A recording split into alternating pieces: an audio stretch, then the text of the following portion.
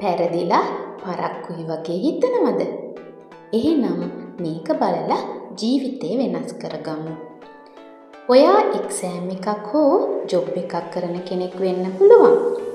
ඔයාලට හිතෙනවද මම එකම තැන මම පරාදයි වගේ?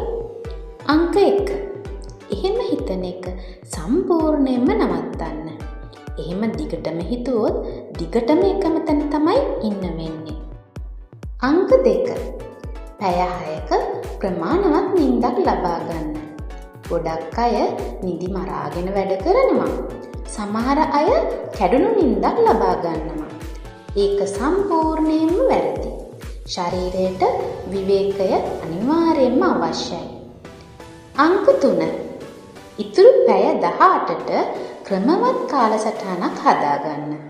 වේලාවට වැඩ කිරීමට පුරුදු වීමෙන් ඔබගේ වැඩ පහසු වේ, ජීවිතයේ ක්‍රමවත් නැග්මක් ඔයාටම පෙනේ. අංක 4.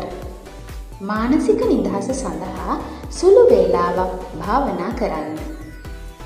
වීඩියෝ එක හොඳයි නම් ලයික් කරලා සබ්ස්ක්‍රයිබ් කරන්න අමතක කරන්න එපා.